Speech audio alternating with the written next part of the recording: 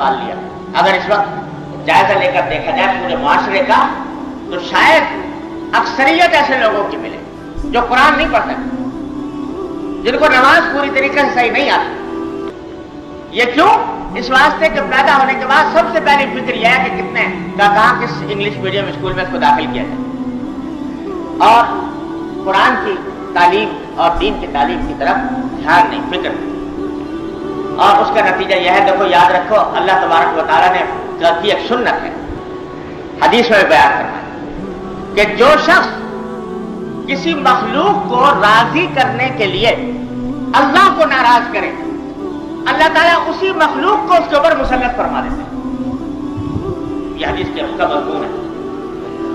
एक शख्स ने एक मखलूक को राजी करने के लिए गुनाह किया, अल्लाह को नाराज किया गुनाह करके, ताकि यह मखलूक राजी हो जाए।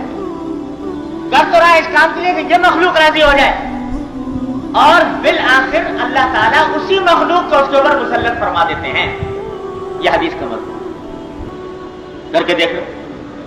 तो यहां भी सूरत हाल क्या है कि अपनी औलाद को, बच्चों को राजी करने की खातिर कि इनका कैरियर अच्छा बन जाए, इनकी आमदनी अच्छी हो जाए, इनका माशरे में एक मकाम बन जाए, उसकी खातिर अल्लाह को नाराज किया, दीन न सिखाया, कुरान न सिखाया।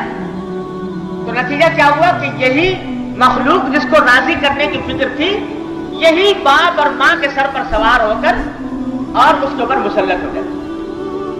देख लो माशरे के अंदर, देख लो कि औलाद जो है वो किस तरह माँ बाप की नाफरमानी कर रही है, किस तरह माँ बाप के लिए बाद औक़ात अज़ाब बनी हुई है। इसलिए ताकि उनको अच्छा खाना पीना मुयस्सर आ जाए, अच्छी मुलाजमत मिल जाए, उसके लिए भेज दिया बेदीनी के माहौल में, आजाद छोड़ दिया बेदीनी के माहौल में।